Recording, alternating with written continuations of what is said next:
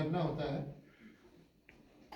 और टीका लगाना जिसको सामान्य तौर पर बोलते हैं कि टीका लगाते हैं बीजों को टीका लगाते हैं, इसका मतलब बीज उपचार करते हैं। और बीज उपचार के लिए किस किस से कर सकते हैं? कुछ तो फफूंदनाशक होते हैं, फंजीसाइड बोलते हैं, जो बीमारियों से बचाते हैं हमारी फसल, जो खड़ी फसल है उसको। एक कुछ इंसेक्टिसाइड जो रासायनिक होते हैं, जो कीटनाशक होते हैं, उनसे करते हैं। और कुछ बायो फर्टिलाइजर जैव उत्पाद होते हैं, जैव उर्वरक होते हैं, जो हमारी फसल में जो पोषक तत्वों की बढ़ोतरी करते हैं। उसको एक FIR फार्मूला बोलते हैं, फंजीसाइड, इंसेक्टिसाइड और राइजोबियम। उस तरीके से अगर हमें ये करना होता है, जैसे अपन क्या गेहूं की बात करें तो दीमक के लिए हमें टीका लगाते हैं, बीज उपचार करते हैं। कौन कौन सी दवा काम में लेते हैं उसमें? रासायनिक नाम में क्लोरोपाइरीफोस के नाम से एक दवा इंसेक्टिसाइड आता है, रासायनिक आता है, जैसे या इमीडा के नाम से रासायनिक आता है, जिससे हमें टीका लगाना होता है।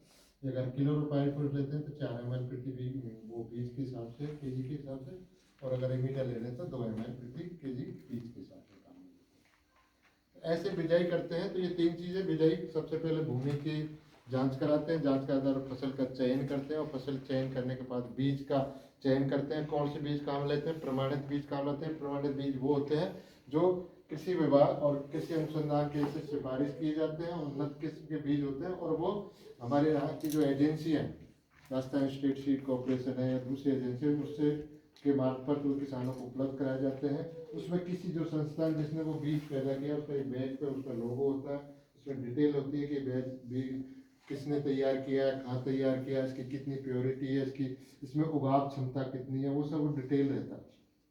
अगर बाद में अगर कोई समस्या आती है तो बिल, जैसे हम कहते हैं, किसी विभाग भी कहता है कि अगर बीज खरीदो तो उसका बिल जरूर लो।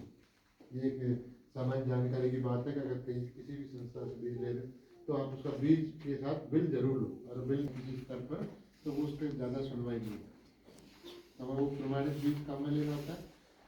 कौन कौन सी के बाद में अगर जब बिजाई कर देते हैं उसके बाद पहली जो बात में आती है वो सिंचाई की बात आती है। सिंचाई में जैसे कि हम ज़्यादातर खुला पानी लगाते हैं, लेकिन हमारे स्तर पे हम ये कहते हैं कि जो नहरी क्षेत्र है, हालांकि पानी की उपलब्धता है लेकिन फिर भी धीरे धीरे कम होती जा रही है जो पहले की बजाय।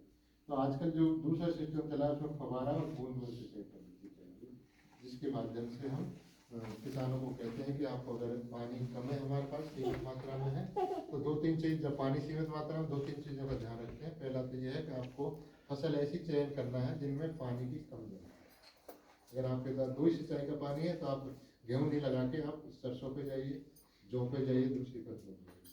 दूसरा है कि अगर आप खुले पानी की बजाय उनको बूंद बूंद सिंचाई या फव्वारे पद्धति करें, ताकि इन जो ये मेथड है, ये तकनीक है, इनसे आपके पानी की बचत होती है। फव्वारा सिंचाई में 40 से 50% पानी की बचत होती है। अगर बूंद बूंद सिंचाई के पानी की व्यवस्था करें तो उसमें 70 से 80% तक पानी की बचत होती है। जो डिग्गी आधारित जो किसान है, इसमें खासकर जो कुछ फसलें हैं जिनको हम इसमें बूंद बूंद और फव्वारा से कर सकते हैं, उनके लिए आपको फव्वारा सिंचाई का पानी को काम में लेना है। इसमें है जो यहाँ से ईजाद की है गेहूँ में, राज 1482, राज 3077, राज 3765, कुछ और किस्में जो दूसरी जगह से विकसित हुई है लेकिन हमने उनको सिफारिश की, जिसमें या तो पंजाब जो PA जो लुधियाना, उनकी कुछ किस्में PBW सीरीज की किस्में हैं, कुछ पूसा संस्थान की HD सीरीज की किस्में, कुछ हरियाणा की किस्में WH सीरीज की। इसके लिए लिटरेचर मिल जाएगा, अगर नाम सुना होगा आपने, WH 1105, 1142, ये कुछ किस्में हैं। और उसके बाद PBW की बहुत सारी किस्में हमने यहाँ पे 222 है, उसके बाद में 502 है, बहुत सारी किस्में हैं जो PBW सीरीज की किस्में हैं जो हम गेहूँ में सिफारिश करते हैं। बड़ी फसल में कोई नुकसान होता है या कोई समस्या होती है तो यहाँ के वैज्ञानिक, उनके कुछ नंबर्स रहते हैं, आप किसी को भी नंबर दे सकते हो, यहाँ के वैज्ञानिक को नंबर दे जाते हैं। कोई खेत में फसल में कोई कीट या बीमारी और उन तरह की कोई भी समस्या है तो उसके लिए फोन के माध्यम से या विजिट के माध्यम से उनका तकनीकी मार्गदर्शन करते हैं। स्कैन के माध्यम से यहाँ के जो वैज्ञानिक हैं वो यहाँ काम करते हैं। अगर कोई ऐसी खेत की समस्या है उसका भी समाधान समय समय पर